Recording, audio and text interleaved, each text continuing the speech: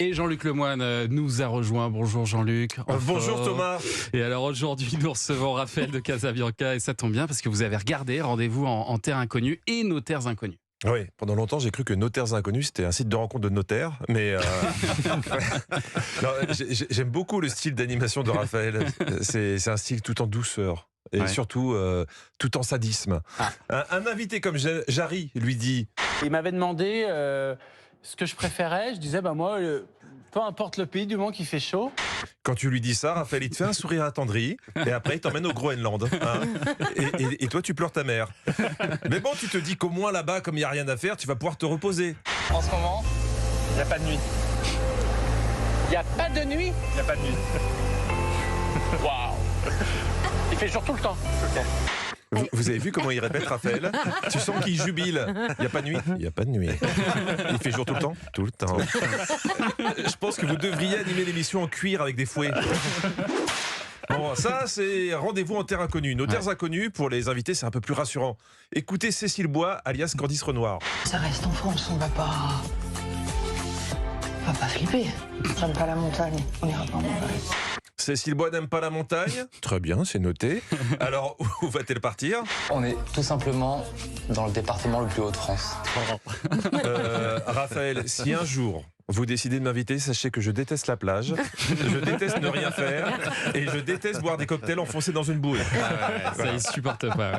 Alors, c'est peut-être important de repréciser la différence d'ailleurs entre Rendez-vous en terre inconnue et Notaires inconnus, Jean-Luc. Oh oui, c'est un peu la même chose, sauf qu'il y en a un, tu pars en avion, et l'autre, la plupart du temps, sauf demain, tu pars en blablacar. Voilà.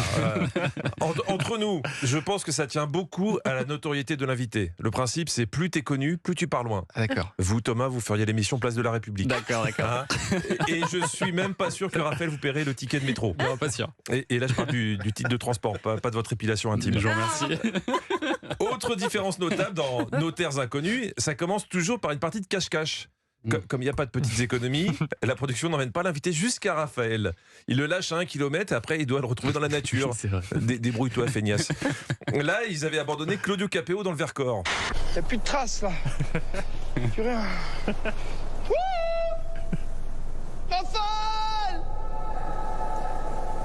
Vous sentez la détresse dans l'écho de la voix de Claudio Capéo. Quelle angoisse. Pardon, mais c'est quand même mal organisé vos tournages. Vous auriez pas pu venir ensemble pour gagner du temps? Et puis ça en dit long sur la considération que te porte la prod. Car juste avant cette séquence, on nous avait présenté la région. Le Vercors. Les résistants sont venus s'y réfugier. Désormais, les loups en font leur territoire. Ah ouais. Les loups en font leur territoire. Tu crois que si c'était Brigitte Macron, ils auraient pris le risque de la laisser toute seule dans une forêt remplie de loups? Non, là, vraiment, c'est qu'ils se disent, bon, au pire, il se fait bouffer avec son accordéon, ça fera une séquence pour le bêtisier. Hein. Moi, je trouve ça très dangereux. Il y a quand même un gros risque de disparition. Il paraît que Faudel était votre invité un jour, il vous a jamais trouvé, on l'a plus jamais revu. Hein. Après, faut reconnaître que dans ces émissions, tu découvres des choses. Là, par exemple, j'ai appris que dans cette région reculée, ils avaient recours au troc pour tout et n'importe quoi. C'est ça, alors en ce moment, c'est quoi le cours de la séance d'ostéopathie? C'est un lapin en ce moment. C'est un lapin et demi. Ah, ça, c'est super. Bon, faut juste avoir des grandes poches pour ranger tous ces lapins si tu vas faire tes courses.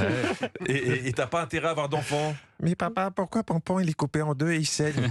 Bah parce que j'avais pas la monnaie. Hein, tiens, voilà ton pain au chocolat, tu diras merci à Pampan. Notaires Inconnus, c'est aussi un rythme qui change des autres programmes télé. C'est moins frénétique. On a même eu le droit à une séquence dentifrice. Oui, parce qu'au nom de la vérité, t'as pratiquement une caméra embarquée dans la bouche des invités.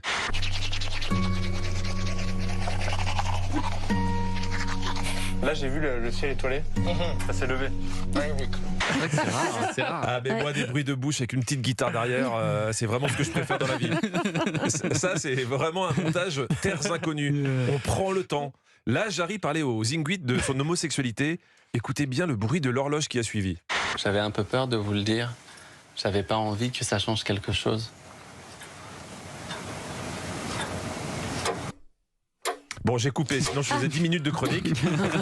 Ah non, mais pour participer à nos Terres Inconnues, il vaut mieux être en forme aussi. Hein. Demandez à Cécile Bois et Raphaël Langlais.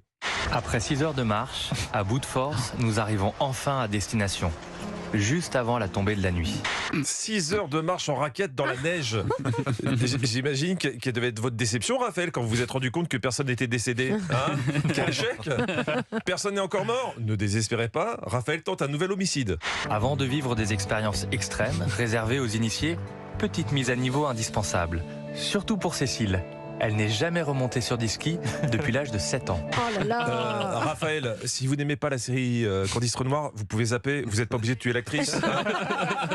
Mais je regarderai quand même votre émission demain. C'est sympa. Merci Jean-Luc Excellent. Lemoyne. Ouais. Il y a beaucoup de choses vraies là-dedans.